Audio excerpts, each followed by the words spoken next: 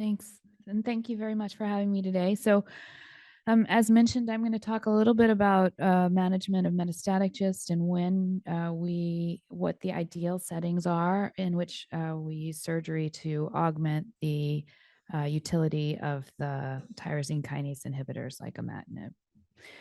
So this is historical data, just to put this conversation in a little bit of perspective. This was a study done out of Memorial in the late 1990s, and it looked at what historically were referred to as gastrointestinal sarcomas. A lot of this data was before there was really good subclassification of the different types of sarcoma that happen in the abdomen.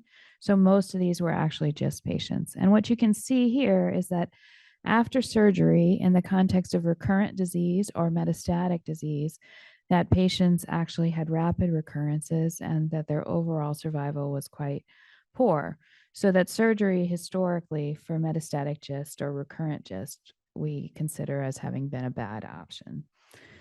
This really has changed since the integration of imatinib into our therapeutic paradigm. So this is data from the original phase 3 study looking at different doses of imatinib in patients who had metastatic disease. And I'm sure all of you are very familiar with this data. It showed that patients had really prolonged progression-free survival. The tumors didn't grow when they were started on imatinib. And overall survival, even in metastatic patients treated with imatinib, was over 90% at 1 year after initiation of the treatment. So now, in localized GIST, we think of surgery as being the backbone and imatinib as being additive, trying to keep the tumor from coming back. In metastatic disease, we really have now imatinib that serves as the backbone for most patients as far as their treatment. And the question is, how and when does surgery augment patients' outcomes? So the problem, and this is particularly important as we know that in imatinib, eventually after long periods of treatment, patients develop secondary resistance. We think of that median time period as being about 2 years when we're starting to see that. And so this is data from,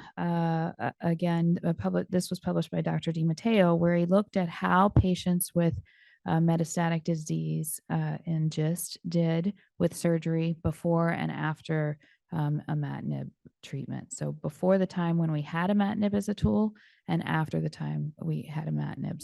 So how is surgery of benefit in these patients now that we're also using imatinib for their treatment, so that we have two modalities, surgery and imatinib? And you can see patients who were selected for surgery as integrated with their imatinib treatment, they did much better than those historical controls of patients with metastatic disease who only had the option to get surgery and not the option to have TKIs as well. So clearly there's a role, and patients now, when you are carefully selecting them for surgery, seem to do better than they did historically because surgery is being integrated with imatinib. So this is just a case where we may consider doing surgery in a patient who has metastatic disease. So this patient had initially had a primary small bowel GIST. Surgical exploration showed it was unresectable because he had multifocal peritoneal disease.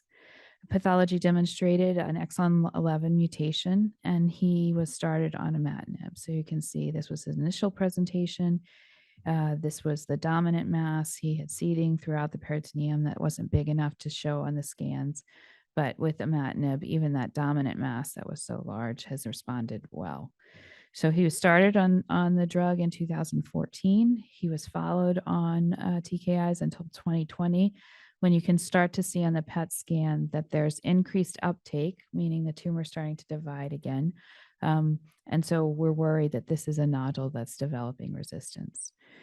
So he underwent surgical resection. When I went in, this was the only site of disease that I could see anymore. The imatinib had taken care of all the peritoneal seeding. We took this out with a small segment of small bowel, putting back on the imatinib, and he's remained without radiologic evidence of disease now 2 years after the surgery. So, this is an important thing because while in a patient like this, you also have the option of turning to second line therapies such as sunitinib or third line therapies like regorafenib. Um, we know that the progression-free survival, meaning the time that until patients develop resistance on those drugs, can be much shorter than even on imatinib. So we can start to see resistant disease on sunitinib on average after 6 months of treatment. So in a patient like this, where we can take the tumor out and put them on imatinib, we can potentially prolong their period of disease control by integrating surgery into in combination with the drugs as well. So there are also, other theoretical reasons why cytoreductive surgery, meaning taking out any gross disease that we see in the context after a treatment with imatinib, may be of use. If we take out that resistant disease and all the other disease that we see in the abdomen when we go in, there's the potential that those other tumor sites that we remove won't be able to develop resistance. So maybe imatinib will last longer after we do something like that. And so that's one of the important points. And then also, I just showed you a case where a patient already had developed resistance, and adding in surgery allows them to stay on the imatinib for a longer period of time. So this is just some data that we consider when we're trying to decide whether or not surgery is actually going to be useful for a patient who's been stable on imatinib and who maybe is developing sites of resistant disease. This was a recent study that was published by the Dana-Farber in conjunction with MSK. And what they looked at is what is the progressive disease like? Has a patient who's been on imatinib and you're considering surgery, is all of their disease stable? Have they developed a solitary site of resistant disease? Or do they have multiple sites throughout the abdomen that are starting to grow through imatinib? And who does best with the surgery? So here you can see this is data that looks at how overall survival in patients who have multifocal progression, meaning they've developed resistance in multiple sites through the abdomen, unifocal progression, so only one site of disease is growing, or who have stable disease or tumors that have shrank on imatinib. And the patients who do well are actually patients who have either no resistant disease or only a solitary site of resistant disease. So that's like the example patient that I showed you, where he had developed one site of resistant disease. We went in, took it out, and he's done quite well postoperatively. When patients have multifocal disease, meaning disease in, again, all over the abdomen that's growing through the imatinib, that's when we really think maybe surgery is not as useful and you need to go on to a second line therapy like sunitinib. Okay, and then the question comes up at that point, if a patient's on sunitinib or one of the other TKIs, when do we do surgery? Again, it appears in those patients that progression-free survival after surgery is best if you have just unifocal or stable disease. But in this case, in the context of sunitinib, even unifocal progression patients don't do much better than if there's multifocal disease. So if we're going to use surgery, we really like to do it for patients who have been on imatinib and develop resistant disease. Doesn't seem like it's quite effective as patients are on second or third line therapy for debulking. So just to kind of summarize that part of my talk before I show this last slide. So we really, for metastatic disease, use surgery now more often than we used to because imatinib is forming the backbone, and we're using surgery to be able to take out resistant disease and have patients be able to stay for a longer time on that really relatively non-toxic drug that has a prolonged time period between initiation of drug and development of resistance. We do it a little bit if you're on second or third line therapy and are developing resistance, but really it's best in the context of imatinib. The other place where we sometimes use surgery, because the biology is a little bit different in patients with metastatic disease, is if that metastatic disease is associated with some of the wild type histologies. So we know that patients, and this is data that looked at patients who had NF1 associated GIST. This is one type of wild type tumor where the disease is relatively indolent, even in the context of metastatic disease. If a patient isn't on drugs, you may not see any progression of the disease for years at a time.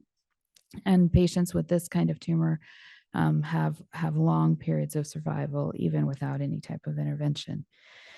That said, even in that context, you can have a patient like this who had really small volume disease that was stable for a long period of time and developed this one site on her small bowel that appeared to be developing increased FDG avidity, so increased activity.